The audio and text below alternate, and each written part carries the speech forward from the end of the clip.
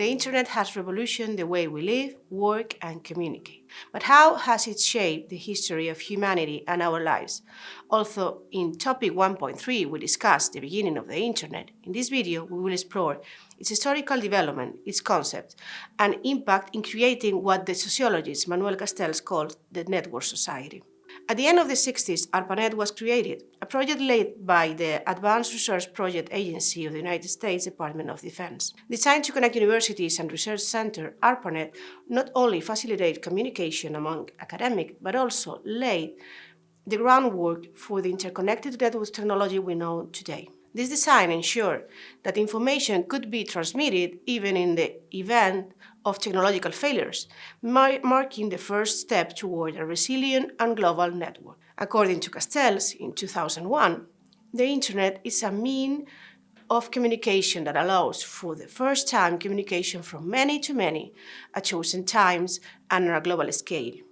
Similarly, just as the spread of the printing press in the West allowed the expansion of the information at that time, the Internet developed in a secure environment thanks to public funds and a research project focused on achieving a mission of national interest. In its early stage, the Internet was featured by its transparency, both in technical architecture and social organization.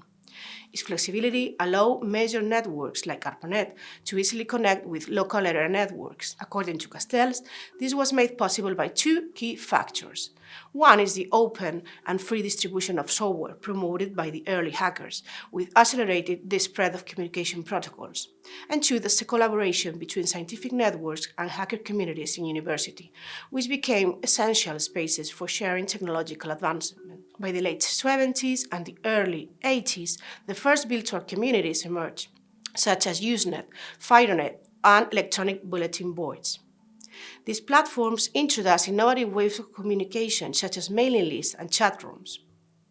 However, in 1995, the Internet experienced its true boom for society, with the World Wide Web consolidating and opening a new architecture for massive expansion. With approximately 60 million users by the end of that year, browsers like Mosaic and Netscape Navigator played a key role in making the Internet more accessible and user-friendly, overcoming previous graphical limitation and complexity.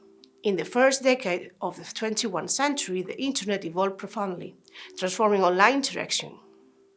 It moved from email to autonomous social networks driven by broadband and social software. These multifaceted platforms not only connect friends, but also drive activities such as marketing, e-commerce, education, cultural creativity, media, and so on, redefining digital interaction. From 2000 to 2010, the Internet underwent a significant transformation toward decentralization and ubiquitous computing. Processing power was distributed across a network of interconnected devices, many of which were portable and specialized. At the same time, there was a growing convergence between the Internet and wireless communication, expanding access, point, and transmission capacity.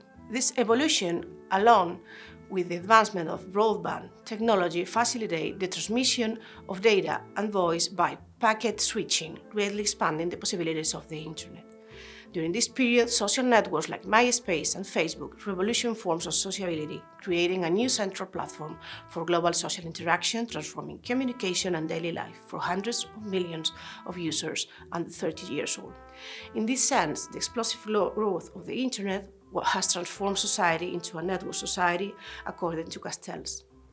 This concept describes a new global social infrastructure that emerged from the interaction between information and communication technologies and their appropriation by individuals, institutions, and businesses.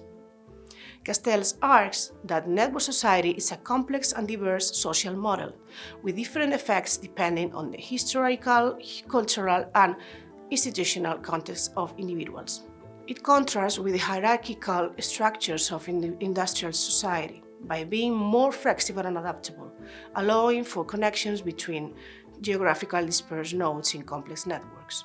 The network society is featured by a network individualism, where individuals create a social interaction network, both online and offline, based on their interests and affinities. This profoundly transforms social relationships and expands the possibilities for remote communication, although it also affects face-to-face interaction.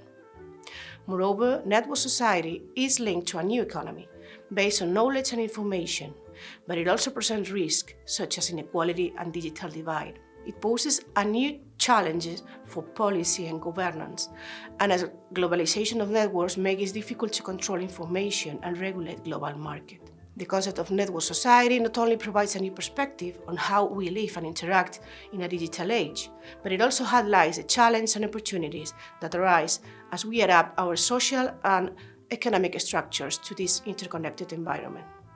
As we move towards an increasingly digital future, it is crucial to understand how technology not only changes the way we communicate, but also how we organize and shape our economy and interactions.